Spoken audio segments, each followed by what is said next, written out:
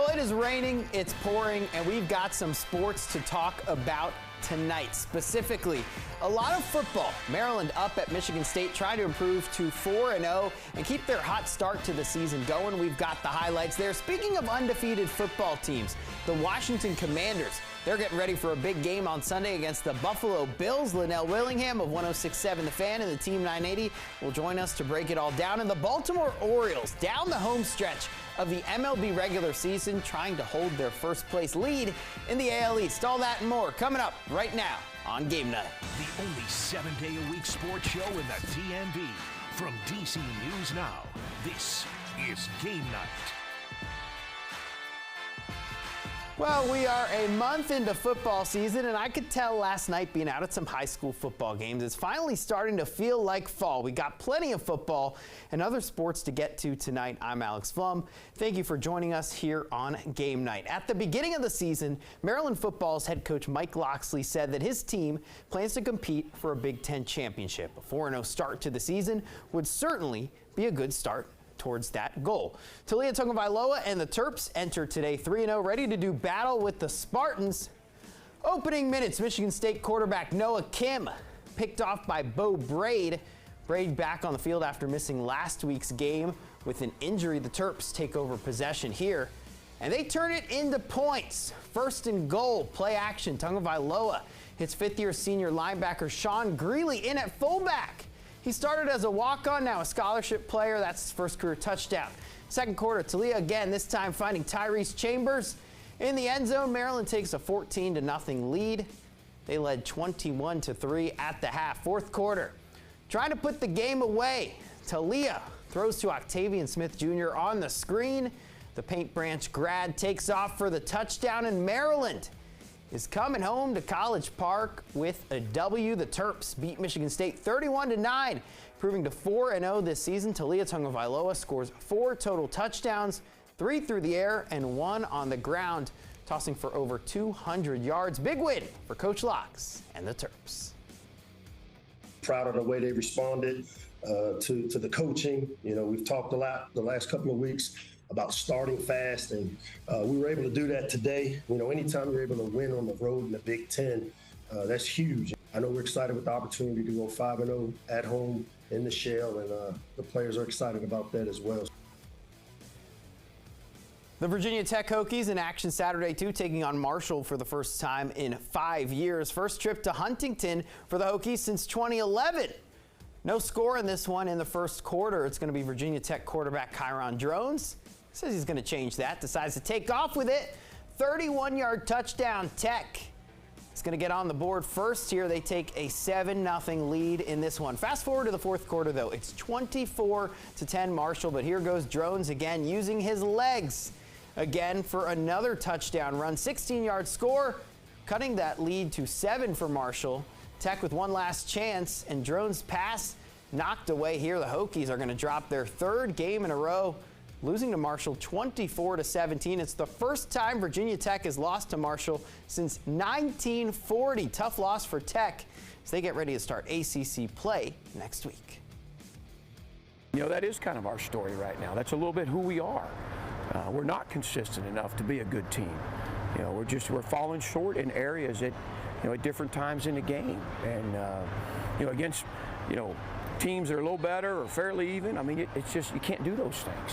And I think we've played 3 pretty good teams that have played well against us, and our margin of error is just thin.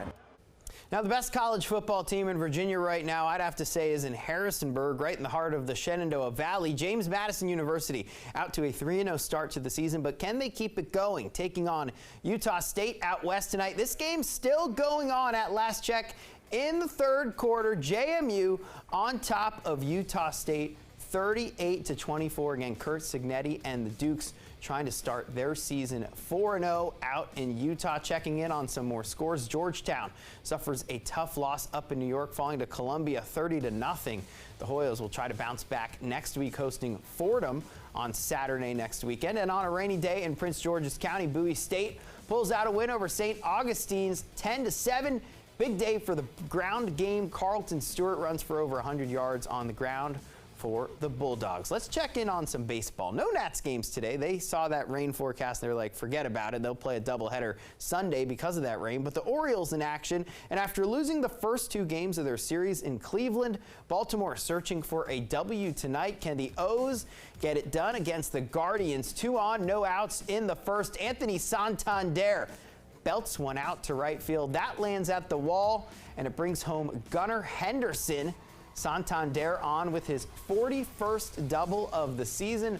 Orioles take a 1-0 lead. Same score in the 6th, same guy up. Santander this time hits it down the middle. That's enough to bring James McCann around to score, sliding home safely, and that's all the offense the O's will need. The Orioles win this game 2-1. By the way, Cleveland earned just 1 hit, a home run in the 7th inning. John Means took a no-hitter into the 7th.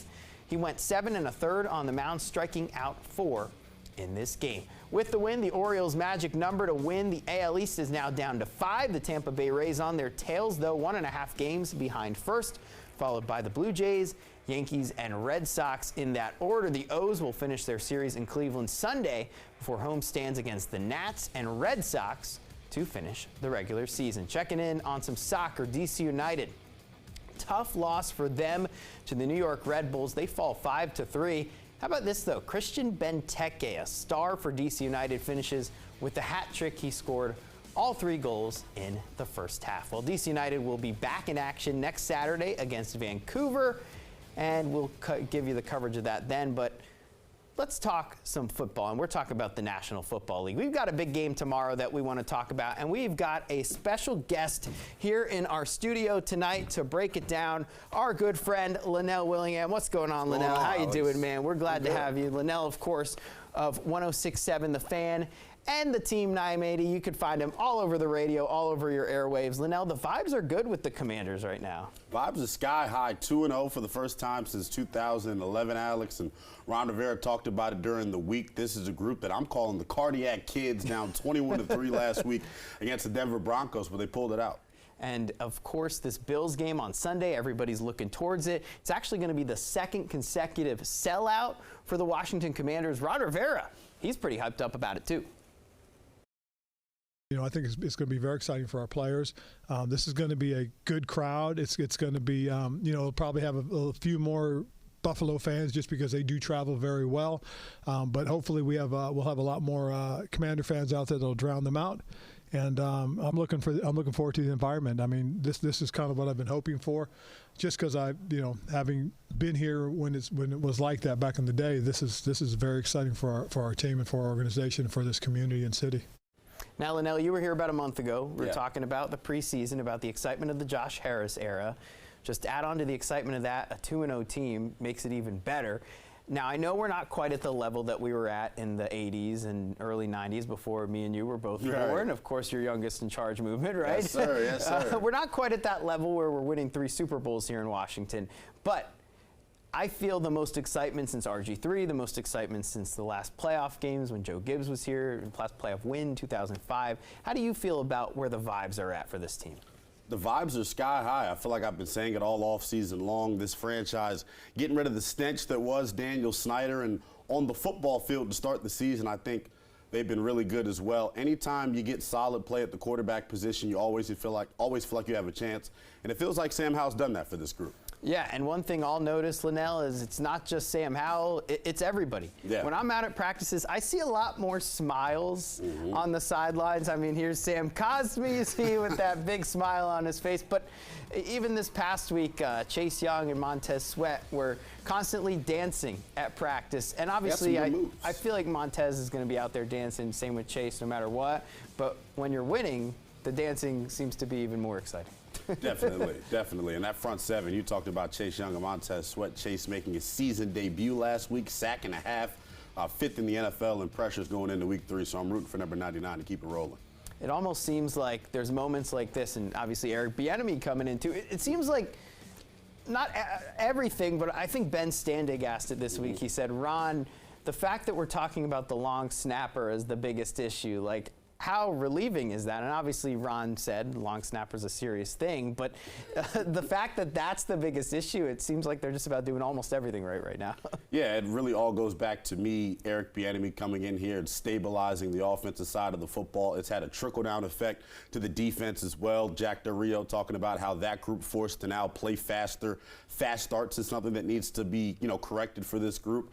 But I feel like going into Sunday, they got a really good chance, and the energy, like we've been saying, is really sky high. And we're going to dive deeper into Sunday's game. Coming up on the show in just a few moments, got a lot more Commanders to discuss with Lynnell, and we'll tell you how the weather might impact the team's game plan right after this.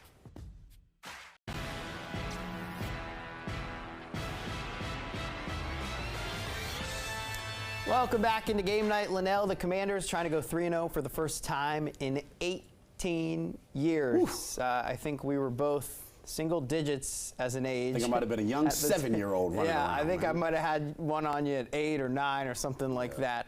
But they have a chance to do something special. They do. And beat the Bills and be 3-0. Is it happening?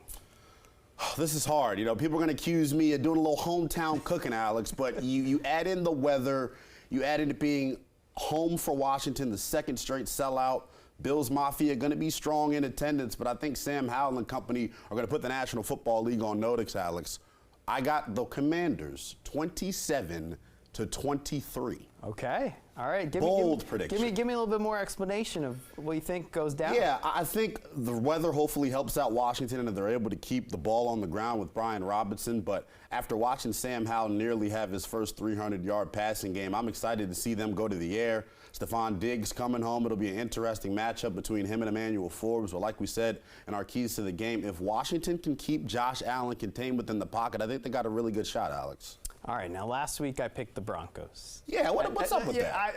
I wasn't feeling good about it. Okay. But I was so impressed by Howell last week. Yes. I've been so impressed by Bieniemy and what he's done with the offense. Chase Young looked good. That defense looks good. If they can just limit those big plays, like you said, you add in the weather. Yeah.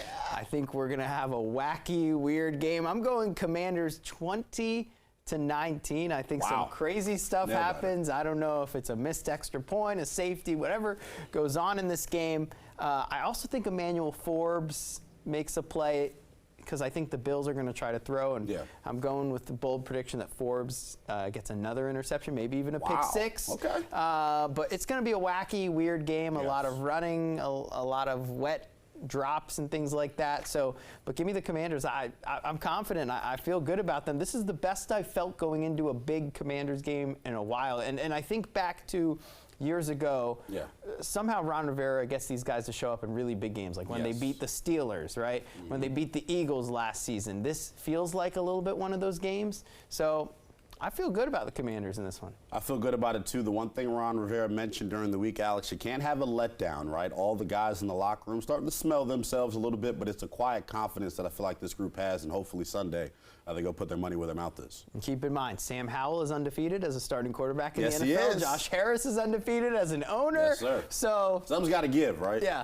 Let's check out, again, a little bit more going into this game. Commanders, Bills, set for a 1 p.m. Sunday kickoff at FedEx Field, and is the second straight sellout for the Commanders. If Washington wins again, it will be their first 3-0 start since 2005. Wow. And of course, 2005, the last time this team won a playoff game. So would be a pretty big deal if they can pull that off. Well, for this week's edition of our special segment, Homecoming Trivia, there are no Commanders players from Buffalo. So we went to the practice squad. Running back Derek Gore is from Syracuse, upstate New York, closest we could get to Buffalo. So we quizzed him this week on Buffalo and Syracuse trivia. Take a look.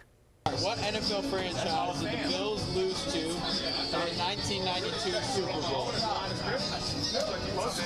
Cowboys? Or Giants? Commanders. Washington Redskins. What running back scored 30 touchdowns with the Bills between 2007 and 2014? Marshawn Lynch. Jackson. What rapper and singer that sang White Iverson is from Syracuse? Post Malone. Yep. Which Great Lake borders Buffalo? Erie? You're getting on a roll now. True or false? Syracuse is the snowiest city in America. True. What current NFL running back started at Nottingham High School in Syracuse, New York in the early 2010s? Me. What team did you rush for 2 touchdowns and nearly 150 yards against in 2018? Let me think.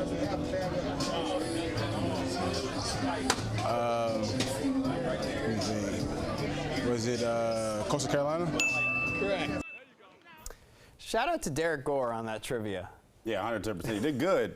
Not that good. Yeah, it's solid. Well, we're going to see how you do, Lynnell. I'm a trivia maestro. And we Alex. said, you did pretty well last time, so I had to make it a little bit harder today. See what you got. And we said Commanders trying to go 3-0 for the first time since 2005. We're going to have some trivia related to the 2005 Washington football team. We're going to put the youngest in charge movement to the test. We're going to see how much 7 years old you at that remember time? from being 7 years old. Whew. Got that trivia coming up next.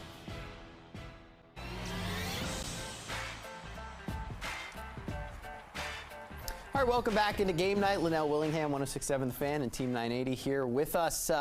Lynnell, obviously weather's going to be an impact tomorrow. It sounds like it's not going to be raining as heavy as today, but it's still going to be a wet day, and that impacts football. Obviously, that's going to impact the passing game.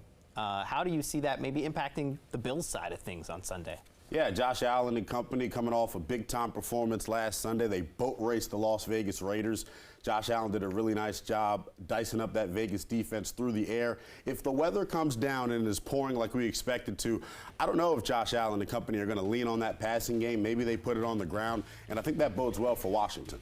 Now, obviously, you look at that Bills passing game, it starts with Stephon Diggs. Gabe Davis is a threat.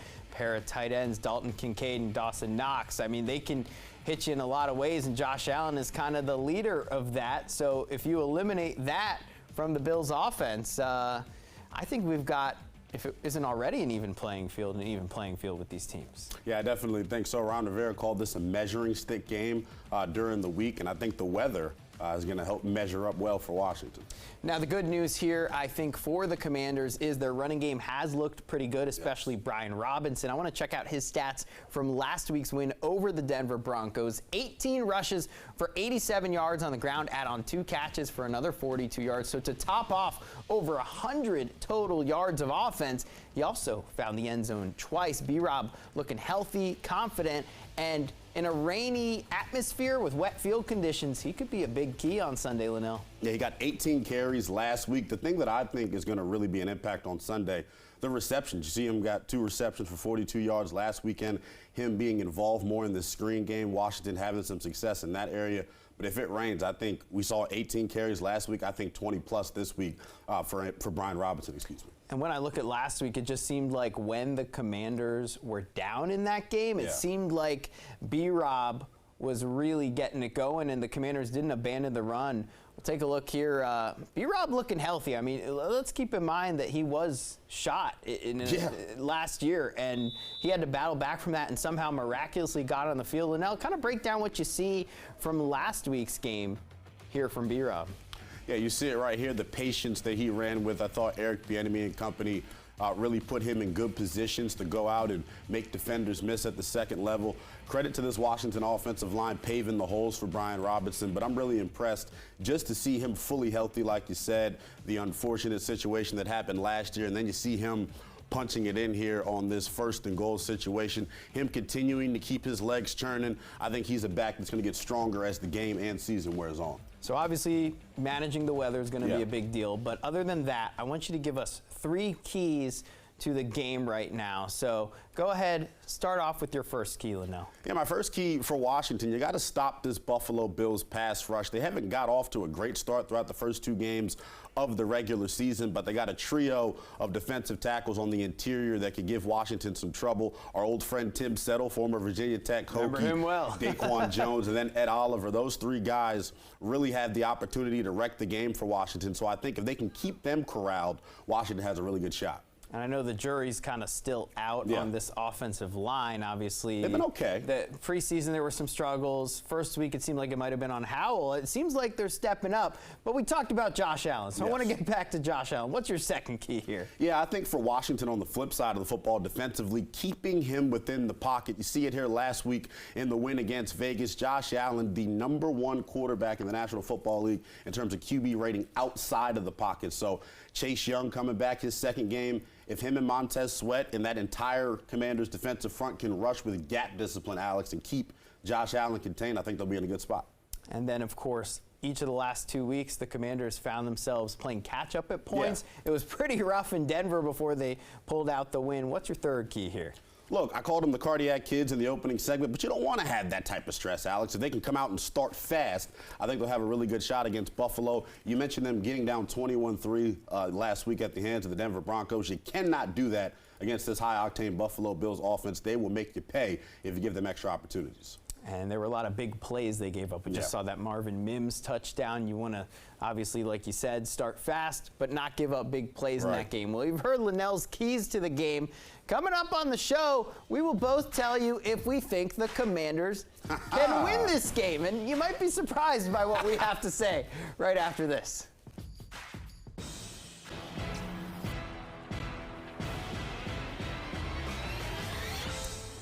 Welcome back into Game Night. Let's get to this video real quick. I want to give a shout out to Watkins Mill High School, ending a losing skid since 2019. Coach Smith and the Wolverines, Coach Chad Wilson in the Wolverines' second season. He's leading the team. He gets the Gatorade shower to celebrate. Great moment for them. Let's get to some trivia real quick, Lynnell. We're going to pop up right now, real quick. Take a look. Commanders players in the franchise in 2005. Let's finish the show off with this. First up, who you got here? That's Chris Cooley. Okay, next. Keep going. Sean Taylor. Let's do these rapid fire. Keep going. Who's that? Santana Moss. Keep going. Chris Samuels. Keep going. LeVar Arrington. One more. Greg Williams. We got to go. See you later. Come on, guys.